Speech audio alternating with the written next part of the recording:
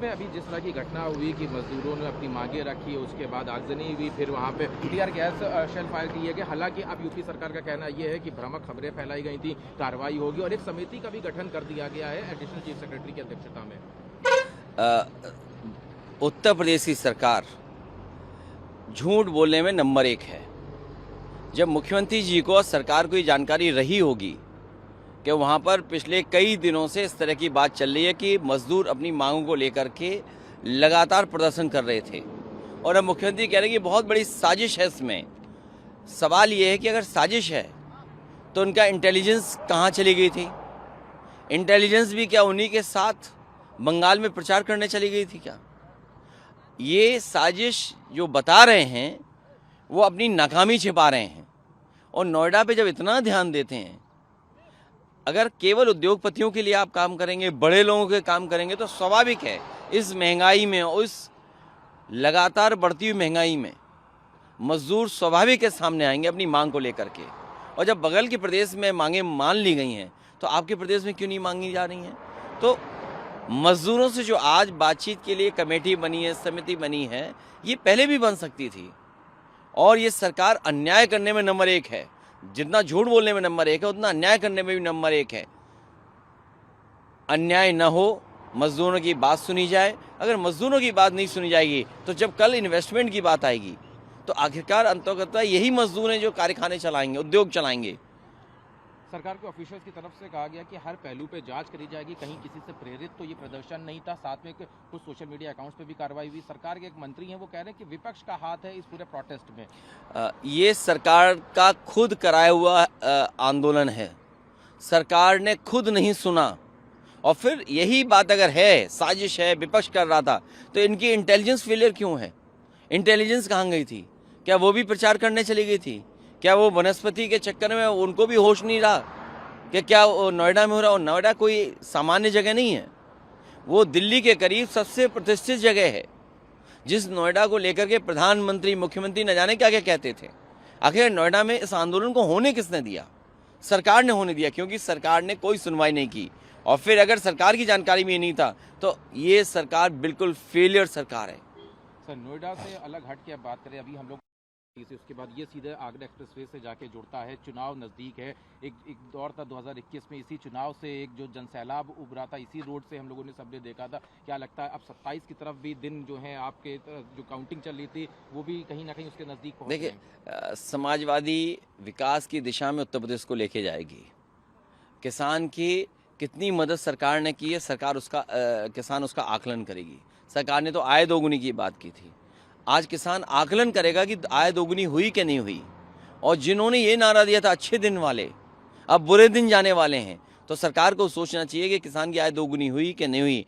सवाल इसके साथ साथ और बड़ा भी है, जो महिला विधेयक लेकर के आ रहे हैं, जिसमें आरक्षण देने जा रहे हैं, जहाँ आपने सशक्तिकरण के लिए कोई काम नहीं किया, संरक्षण के लिए काम नहीं किया, सुरक्षा को लेकर के कोई काम नहीं किया, और आप आरक्षण की बात कर रहे हैं। और फिर तब जब कॉन्स्टिट्यूंसी अभी तक बनी नहीं है, मान लीजिए आप आरक्षण दे रहे हैं, वुमेन रिजर्वेशन आ रहा है, उनकी कॉन्स्टिट्यूंसी कहाँ है? और फिर कहते हैं आबादी के हिसाब से देंगे, तो ये तो गिनती का सवाल है ना। अगर गिनती का सवाल है तो हमें गिनती तो करनी चाहिए। आपने सेंसस नहीं कराया, सेंसस के बाद डिलिमिटेशन कॉन्स्टिट्यूंसीज बनेंगी, और कॉन्स्टिट्यूंसीज के बाद क्या आरक्षण बनेगा? तो आरक्षण आप देना चाहते हैं, लेकिन कॉन्स्टिट्यूंसी आपने नहीं बनाई, कहाँ से महिलाएं लड़ेंगी? कॉन्स्टिट्यूंसी कौन सी होगी? क्योंकि सेंसस से आप घबरा रहे हैं। सेंसस इसलिए नहीं कराना चाहते हो, आप सब आंकड़े छिपाना चाहते हो। दलित, पिछड़े कितने हैं आप गिनने नहीं चाहते हो, क्योंकि जब आधी आबादी को गिनोगे तो आधी आबादी का गिनती ज़्यादा निकलेगी। सर, वो कह रहे हैं कि 2011 के सेंसस के हिसाब से 2011 का सेंसस इसलिए कर रहे हैं क्योंकि उन्होंने कॉन्स्टिट्यूंसी का नक्शा बना के रखा होगा।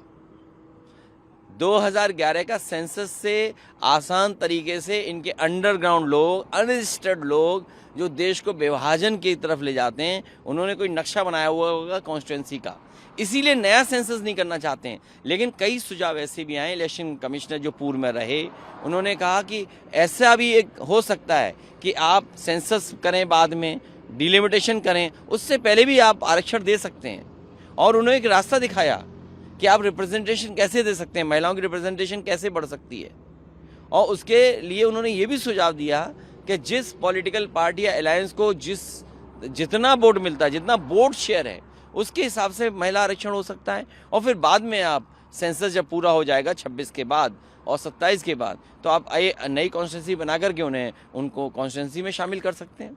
आप आरक्षण की बात कर रहे हैं, इस वक्त तमाम कार्यक्रम में आप भी एक कार्यक्रम में शामिल रहने वाले, लेकिन इसी सब दरमियान आज रायबरेली में एक बड़ी प्रतिमा का अनावरण बीजेपी के प्रदेश अध्यक्ष के द्वारा किया गया है। पूरा एक स्मारक है जो वो वहाँ कह रहे हैं हम इसका अनावरण किया। भारतीय जनता पार्टी जब सपा और बसपा से हार गई, उसके बाद से बाबा साहब भीमराव अम्बेडकर जी का ही सम्मान करने लगे। जिस समय इनकी बड़ी हार हुई थी यूपी में, सपा बसपा का गठबंधन हो गया था, बहुजन लोग एक आ गए थे। अब पीडीए के लोग, वही समुदाय के लोग एक साथ आ गए हैं, वो बीजेपी का मुकाबला कर रहे हैं। ये प्रतिमाएं तो लगा रहे हैं, लेकिन बाबा साहब भीमराव अम्बेडकर जी के रास्ते पे नहीं चल रहे हैं। और सबसे बड़ा सवाल तो यही है कि आप संविधान बार बार बदल रहे हैं। संविधान का एक तरीका है, प्रोसीजर है, एक प्रैक्टिसेस हैं कि आप सेंसस कराइए, डिलिमिटेशन कीजिए, उसका आरक्षण दीजिए। बताइए कितना ये संविधान मान रहे हैं, संविधान के तहत जो व्यवस्था है वो कितना मान रहे हैं ये लोग। और फिर ये तो मन विधान से चलने वाले लोग हैं, ये संविधान से चलने वाले लोग नहीं हैं, ये मन विधान से चलने वाले लोग हैं। ये लोकतंत्र पे कम, एक तंत्र पे भरोसा करते हैं। ये दूसरे की सुनना नहीं चाहते हैं, ये वन वे कहना चाहते हैं, केवल हमारी सुनो। तो इनसे क्या उम्मीद करोगे कि बाबा साहब भीमराव अम्बेडकर के आदर्शों पे चलेंगे। एक आखिरी सवाल है, अभी 5 स्टेट्स लगातार ममता बनर्जी की तरफ से सवाल उठाए जा रहे हैं। चुनाव आयोग वहाँ तबादले पे तबादले कर रहा है, एसआईआर और तमाम ऐसे मुद्दे हैं जो अभी भी वहाँ पे चर्चा का विषय बने हुए हैं इलेक्शन वोटिंग डे से कुछ वक्त पहले।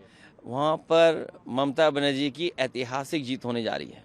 आदरणीय ममता बनर्जी जी जीतने जा रही हैं। और जिस तरीके से परसेंटेज ऑफ वोट बढ़ा है वोटिंग का, वो ये साबित करता है कि सरकारों के खिलाफ वोट पड़ा है, बीजेपी के खिलाफ वोट पड़ा है। बीजेपी की जो हार होने जा रही है, जहां वोट पड़ चुका है, उसको छिपाने के लिए ये सब तंत्र और मंत्र और पूरा प्रशासन लगा रहे हैं। इलेक्शन कमीशन चुनाव लड़ रहा है, बीजेपी नहीं लड़ रही। बीजेपी पीछे है, इलेक्शन कमीशन को आगे कर दिया, ट्रांसफर, पोस्टिंग, हर तरह का दबाव। और क्या कह रहे हैं बीजेपी के लोग कि हिसाब किताब होगा, पाई पाई का हिसाब किताब होगा। यूपी का तो बताएं, यहाँ पर लूट मची हुई है, पूरा उत्तर प्रदेश लूट लिया, लेकिन प्रधानमंत्री जी नहीं यहाँ पर पाई पाई का हिसाब ले पा रहे हैं। सीएम कल वहाँ पे थे, उन्होंने उर्दू भाषा का जिक्र किया और कहा कि 2017 के बाद से ना आप कोई दंगा है ना कोई माफिया है, आप सब चंगा है, अब सड़कों पे नमाज भी नहीं होती है। देखिए, ये कहने के योगी हैं, लेकिन किसी ने कही का ये नकली संत हैं, ये नकली संत हैं। पूरे देश को ये जानना चाहिए। और जिन जिनने रामायण पढ़ी है, देखी है, सुना है, रामायण में भी इसी तरह की वेशभूषा पहन करके कोई आया था और माँ सीता को चुरा के ले गया था। इसलिए बंगाल के लोगों को मैं कहना चाहता हूँ, रामायण को याद करें कि उसमें एक संत बन करके कोई आया था, उस सीता माँ को हरण कर लिया था। इसलिए सावधान रहें ऐसे लोगों से जो पहनावा दूसरा पहन करके आते हैं। ये नकली संत लोग हैं जिन्होंने उत्तर प्रदेश को बर्बाद कर दिया हो। भ्रष्टाचार चरम सीमा पर हो, बेरोजगारी चरम सीमा पर हो, इन्वेस्टमेंट आया ना हो। नोएडा जैसी सबसे प्रेस्टिजियस जगह जहाँ हर व्यक्ति इन्वेस्टमेंट करना चाहता है, वहाँ सोचिए दंगा करा दिया। दंगा नहीं, दंगा से भी बड़ी चीज़ करा दी। गाड़ियाँ जल गईं, तोड़ फोड़ हो गई और पुलिस की हिम्मत नहीं हुई उस आंदोलन को रोक दें। और क्या कहते हैं, विपक्ष के लोगों की साजिश है। तुम्हारी इंटेलिजेंस क्या कर रही थी? इंटेलिजेंस भी क्या वनस्पति लेकर के बंगाल चली गई थी क्या? वो भी चुनाव प्रचार में चले गए थे क्या?